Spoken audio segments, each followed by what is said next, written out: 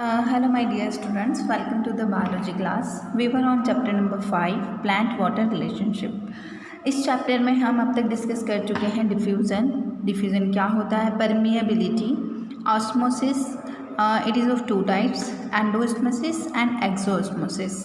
ठीक है, अब हम कुछ प्रेशर्स के बारे में यहाँ पर डिस्कस करने वाले हैं which are related to the osmosis या plant and water relationship based कुछ प्रेशर्स हैं, उनके बारे में हम यहाँ पर डिस्कस करेंगे. तो उस टॉपिक को पढ़ने समझने से पहले आपको एक चीज़ क्लियर होना ज़रूरी है कि हम यहाँ पर लेते हैं एक सेल.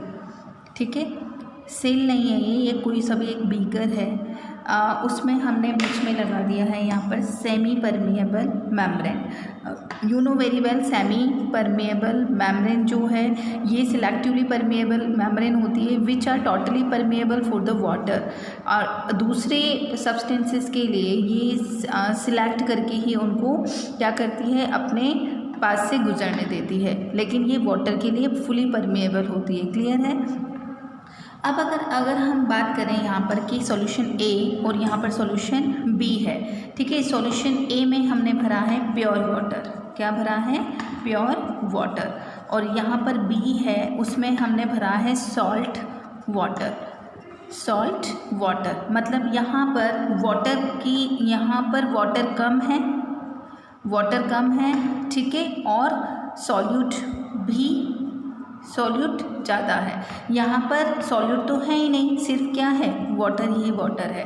ठीक है, तो वाटर की कॉन्सेंट्रेशन क्या हुई यहाँ पर, वाटर की कॉन्सेंट्रेशन ऑफ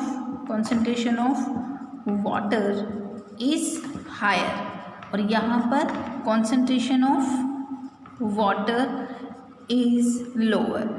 तो हमें पता है कि जो वाटर है उसका मोमेंट सेमी परमिएबल मेम्ब्रेन के थ्रू अगर higher concentration to lower concentration होता है तो उस फिनोमिनन को हम क्या बोलते हैं, ऑस्मोसिस. क्या बोलते हैं, ऑस्मोसिस. क्लियर है आपका. वाटर का सेमी परमिएबल मेम्ब्रेन के through high concentration to lower concentration moment करना क्या कहलाता है, ऑस्मोसिस कहलाता है. क्लियर है. Moment of water through the semi permeable membrane to higher concentration to lower concentration of water. ठीक है, वाटर की कॉन्सेंट्रेशन की बात हो रही है, सॉल्यूशन की कॉन्सेंट्रेशन की बात नहीं हो रही है. यहाँ पर सॉल्यूशन की कॉन्सेंट्रेशन ज़्यादा है जबकि यहाँ पर सॉल्यूशन की कॉन्सेंट्रेशन कम है. लेकिन अगर हम बात करें वाटर की कॉन्सेंट्रेशन तो इस सॉल्यूशन में वाटर ज़्यादा है इसलिए वाटर की कॉन्सेंट्रेशन ज़्यादा है और इस सॉल्यूशन में वाटर की कॉन्सेंट्रेशन कम है. ठीक है, इसलिए ये इस A solution to B solution water का क्या होगा, मोमेंट होगा. ठीक है, क्लियर है. अब अगर हम बात करें कि इस वाले बीकर में एक सेल मैंने रख दी है. ठीक है, ये क्या है, यहाँ पर एक सेल है. इस सेल के अंदर शुगर ज़्यादा है और वाटर क्या है, कम है. तो वाटर कहाँ से कहाँ, ये सेमी परमिएबल मेम्ब्रेन है तो वाटर बाहर से अंदर की तरफ क्या करेगा, मोमेंट करेगा, जिससे ये जो सेल है ये क्या हो जाएगी, फूल जाएगी. अगर मैं इसका एग्जांपल दूँ आपको तो ये उसी तरीके से है जिस तरीके से हम रेजिन्स मतलब किशमिश को पानी में डालने पर वो फूल जाता है. तो उसमें क्या हो रहा है, एंडोऑस्मोसिस. ठीक है, क्योंकि वो फूल रही है. ठीक है, और अगर इसका अपोजिट अगर मैं लेती हूँ कि यहाँ पर शुगर सॉल्यूशन मैंने भर दिया, अब क्या है यहाँ पर, शुगर सॉल्यूशन. ठीक है, शुगर सॉल्यूशन. तो यहाँ पर शुगर सॉल्यूशन के अंदर अगर मैंने कोई क्या रखा है, यहाँ पर कोई सेल रखी है तो वो सेल जो है शुगर सॉल्यूशन के अंदर वाटर ज़्यादा है और बाहर वाटर कम है तो बाहर सेल के अंदर से वाटर क्या आने लगेगा, बाहर आने लगेगा. तो सेल क्या हो जाएगी, सिकुड़ जाएगी. इसके अंदर का इसका जो स्ट्रक्चर है वो कुछ इस तरीके का हो जाएगा. ठीक है, तो यहाँ पर क्या हो रहा है, एक्सोऑस्मोसिस, बाहर की तरफ वाटर आ रहा है. क्लियर है ये आपको. तो ऑस्मोसिस क्या है, ये चीज़ क्लियर हुई आपको. अब हम बात करते हैं यहाँ पर कि इस वाली फिनोमिनन से रिलेटेड हमारे पास 3 तरीके के प्रेशर होते हैं. नंबर 1 ऑस्मोटिक प्रेशर,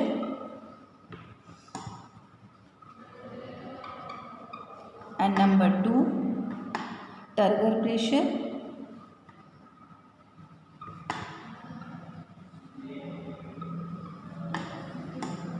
इसी में ही हम पढ़ेंगे वॉल प्रेशर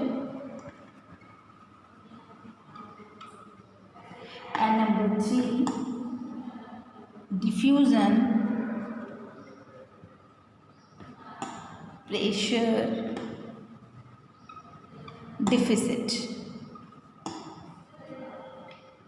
इन 3 चीज़ों के बारे में हम यहाँ पर स्टडी करेंगे।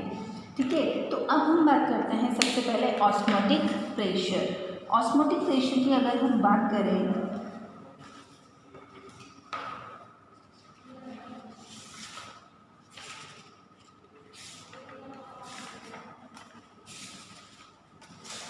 मैं यहाँ पर एक सेल बना रही हूँ।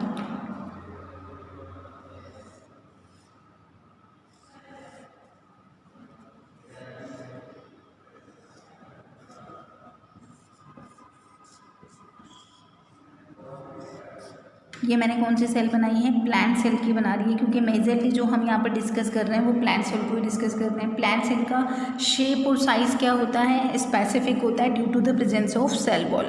ओके, तो अब हम बात करते हैं यहाँ पर कि ये एक सेल है और बाहर इसमें क्या भरा हुआ है? उस कहाँ रखी हुई है ये सेल? वाटर में रखी हुई है। ठीक है, वाटर में आपने प्लेस किया हुआ है इस सेल को, तो वाटर क्या होगा? अंदर की तरफ जाएगा। क्यों? क्योंकि यहाँ पर वाटर की कॉन्सेंट्रेशन अंदर सेल के अंदर वाटर की कॉन्सेंट्रेशन क्या है? कम है, जबकि बाहर वाटर की कॉन्सेंट्रेशन ज़्यादा है। तो water high concentration to low concentration through the semi permeable membrane, through the semi permeable membrane. तो इसको हम क्या बोलेंगे? ओपी। ये क्या है?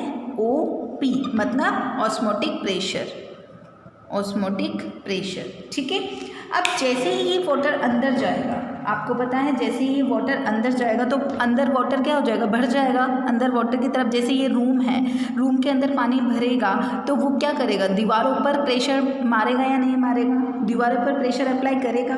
तो यहाँ पर जब वाटर भरता जाएगा, वाटर भरता जाएगा, ठीक है, तो ये जो वाटर है ये कहाँ पर प्रेशर अप्लाई करेगा? इस सेल की दीवारों के ऊपर प्रेशर अप्लाई करेगा। तो ये क्या कहलाएगा हमारे पास? Turgor pressure. ठीक है, क्लियर है आपको? अब यहाँ पर ये टर्गर प्रेशर जो है दीवारों की तरफ अप्लाई करेगा, तो यहाँ पर सेल की प्रोटेक्टिंग जो वॉल है, प्रोटेक्टिंग वॉल कौन है? सेल मेम्ब्रेन और सेल वॉल। क्लियर है? ये क्या करेगी? अपने आप को प्रोटेक्ट करने के लिए वापस बैकवर्ड फोर्स अप्लाई करेगी। ये क्या कर रही है? बैकवर्ड फोर्स अप्लाई कर रही है, जिसको हम क्या बोलेंगे? Wall pressure. ये चीज़ आपको क्लियर होना चाहिए। Water high concentration to low concentration movement कर रहा है प्लाज्मा मेम्ब्रेन के थ्रू, तो ये ऑस्मोटिक प्रेशर है। जब वाटर की क्वांटिटी कहाँ पर ज़्यादा हो जाती है? सेल के अंदर, तो ये सेल की दीवारों के ऊपर, ठीक है, क्या करने लगता है? सेल की जो मेम्ब्रेन्स हैं उसके ऊपर फोर्स अप्लाई करता है, उसको हम क्या बोलते हैं? Turgor pressure. और जो सेल की वॉल्स हैं वो अपोजिट डायरेक्शन में, देखो टीपी एंड डब्ल्यूपी दोनों क्या है? अपोजिट हैं एक दूसरे के, इनकी डायरेक्शन क्या है? अपोजिट है। तो ये दोनों प्रेशर एक दूसरे से अपोजिट डायरेक्शन में क्या करते हैं? अप्लाई करते हैं। तो ये चीज़ आपको क्लियर हो गई। अब हम बात करते हैं यहाँ पर कि जब भी सेल टर्जिट हो रही है, टर्जिट मतलब ये सेल क्या हो गई है? फुल हो गई है पानी से पूरी तरीके से। इसके अंदर वाटर क्या हो रहा है? यहाँ पर हाई कम कॉन्सेंट्रेशन थी वाटर की, तो वाटर अंदर आता जा रहा है। तो जितना टीपी है, ठीक है, टीपी इसके ऊपर फोर्स अप्लाई कर रहा है, तो डब्ल्यूपी भी तो फोर्स अप्लाई कर रहा है या नहीं कर रहा है? तो यहाँ पर फोर टर्जिट सेल, टर्जिट मतलब क्या है? कि सेल फुल हो गई है वाटर से, उसको हम बोलेंगे टर्जिट सेल। ठीक है, तो टर्जिट सेल के लिए टीपी और डब्ल्यूपी हमेशा क्या होता है? इक्वल होता है। TP always equal to the WP. Clear है आपको? ठीक है, अब हम बात करते हैं यहाँ पर, और both pressure equal and opposite direction. ये दोनों कैसे हैं? इक्वल होते हैं और अपोजिट डायरेक्शन में होते हैं। ठीक है, अब देखो यहाँ पर अगर टीपी कम हो गया, टीपी कम है मतलब वाटर की क्वांटिटी सेल के अंदर कम हो गई है, तो क्या हो जाएगा? सेल क्या? टर्जिडिटी, सेल जो फूली हुई है वो उसको बोलेंगे टर्जिडिटी, टर्जिट। तो टर्जिडिटी क्या हो जाएगी? कम होती जाएगी। ठीक है, तो अगर टीपी कम हो गया तो टर्जिडिटी भी क्या हो जाएगी? कम हो जाएगी। ठीक है, अब हम बात करते हैं यहाँ पर प्लाज्मोलाइज्ड सेल। प्लाज्मोलाइज्ड सेल की अगर हम बात करें, मैं बात करती हूँ यहाँ पर प्लाज्मोलाइज्ड सेल। प्लाज्मोलाइज्ड सेल क्या होती है? Plasmolysed cell.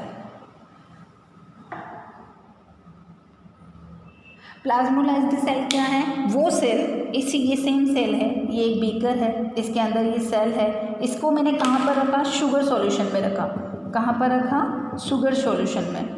शुगर सॉल्यूशन में तो होगा क्या? यहाँ पर वाटर ज़्यादा है, इस सेल के अंदर वाटर ज़्यादा है, तो वाटर कहाँ? वाटर सेल के अंदर का जो वाटर है, वाटर जो है वो क्या होगा? यहाँ पर हाई कॉन्सेंट्रेशन है, शुगर सॉल्यूशन के अंदर वाटर कम है, तो वाटर सेल से बाहर आने लगेगा।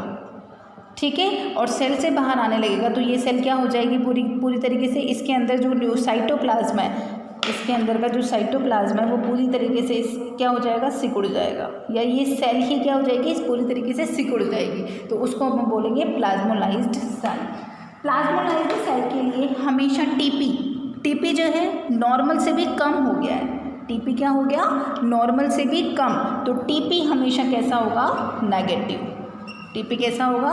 नेगेटिव। इसके बाद वाला हम जो भी डिस्कस करने वाले हैं इसके बाद टीपी एंड डब्ल्यूपी के बारे में, वो हम कुछ देर बाद डिस्कस करेंगे।